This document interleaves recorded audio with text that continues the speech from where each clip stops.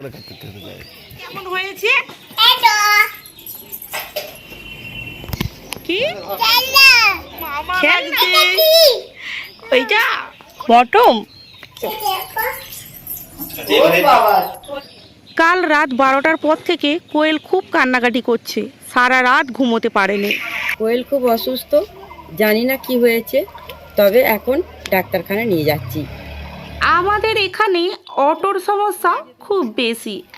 যতক্ষণ না অটো স্ট্যান্ডে অটোয় ভর্তি প্যাসেঞ্জার হয় ততক্ষণ অটো কিন্তু ছাড়ে না।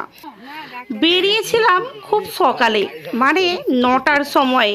অটোর জন্য ওয়েট করতে করতে প্রায় 10টা বেজে গেল, আর স্নেহার স্কুলের টাইম হয়ে গেল, তাই ও আমাদের সাথেই রওনা দিয়ে দিল। কোয়েল আমাদের একটু সুস্থ থাকলেই ও নানান ধরনের দুষ্টুমি এবং হাসি খুশি এবং সারা দিন খেলতে থাকে, কিন্তু বেশিরভাগ টাইম কোয়েল অসুস্থই থাকে। তাই একটু কিছু অসুস্থতার কিছু দেখলে আমরা ওকে সঙ্গে সঙ্গে ডাক্তারখানায় নিয়ে যাওয়ার জন্য সবাই ব্যাকুল হয়ে পড়ি। দেখতে দেখতেই স্নেহা স্কুল এসে গেল এবং ও অনেকটাই লেট হয়ে গিয়েছে, তাই দৌড়ে স্কুলের ভিতরে ঢুকে গেল। আমাদের ঘর থেকে ডাক্তারখানাটা বেশি দূরে নয়, কিন্তু বিপদের সময় একটু টোটো যদি হয় তাহলে খুবই সুবিধে হয়।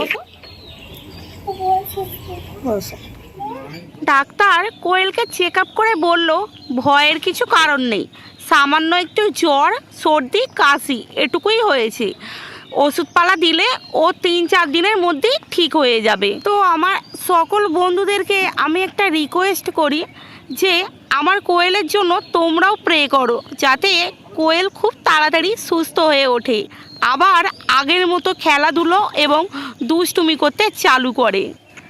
ডাক্তার আমাকে একটা প্রেসক্রিপশান হাতে দিয়ে বলল এই ওষুধগুলো চটজলদি নিয়ে নাও, আর ঘরে গিয়ে ওকে যত তাড়াতাড়ি খাওয়াতে পারবে ও তত তাড়াতাড়ি সুস্থ হয়ে উঠবে। তাই আমি বেশি দেরি না করে ওর সমস্ত রকমের ওষুধ আমি কিনে নিলাম।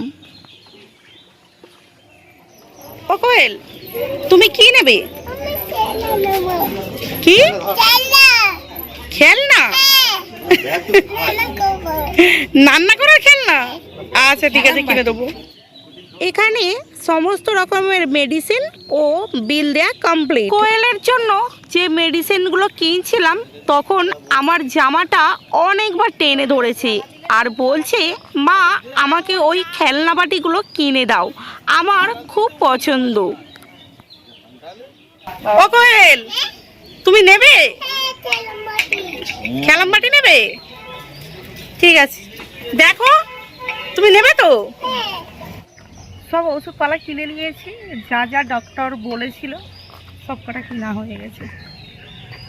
ডাক্তারখানা ঠিক পাশেই ছিল এক মেলা, কিন্তু এখন মেলা ভেঙে গেছে। মেলায় আসবো ভেবেছিলাম, সব মেলা উঠে গিয়েছে। কি আর আমাদের কোয়েল খালি বায়না করছে, যা দেখতে পাচ্ছে তাই নেবে, বায়না করছে। ওই দেখুন রেগে একাই চলে যাচ্ছে। যেহেতু ভাঙা মেলা তো বেশি দেরি করলাম না, টোটো পেলাম সঙ্গে সঙ্গে উঠেও পড়লাম, চলে এলাম ঘরে। তারপরে কোয়েলের যে সমস্ত প্রয়োজনীয় ওষুধপালা সেইগুলো ওকে চটজলদি খাওয়াতে লাগলাম। যখন কোয়েল অসুস্থ থাকে ওর মুখে একটা সাড়া শব্দও থাকে না, দুষ্টুমি তো দূরের কথা, ও কিছু খেতেও চায় না। এই সব খেলান্ত বাচ্চারা যদি চুপ করে যায় যেন ঘরটা পুরো শূন্য শূন্য বলে মনে হয়। ডাক্তার বলল যে এই মেডিসিনগুলো ওকে খাওয়াও, 2-4 দিন পর থেকে ও আবার দুষ্টুমি শুরু করবে, তখন দেখবো তোমরা ওকে কতটা আটকাতে পারো।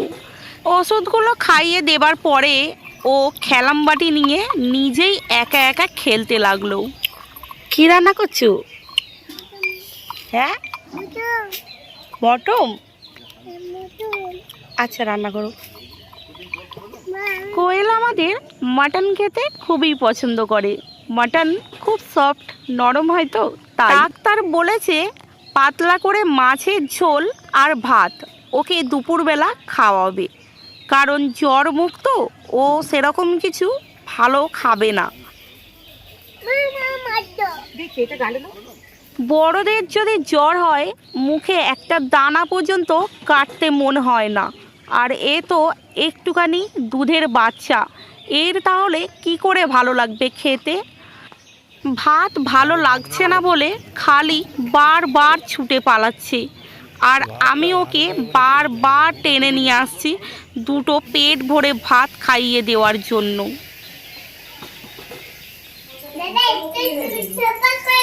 তোমার মাথা খোঁপা করে দেবো? আচ্ছা তুমি দাঁড়াও, আমি খোঁপা করে দিই। তো বন্ধুরা, আজকের ব্লগটা এখানেই শেষ করে দিচ্ছি।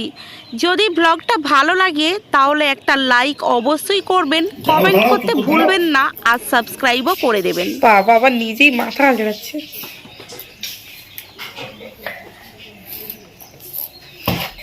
কই দেখি কোয়েল কেমন হয়েছে। বাবা খুব সুন্দর হয়েছে, কই দেখি ঘোরো। ও বাবা পুরো মামা লাগছে। ওইটা ওটা কি বলো তো? দাদু চুল করে দিয়েছে। আচ্ছা বল। তুমি দাঁড়াও, আমি করে দিচ্ছি। ভালোই বিরুন হয়েছে।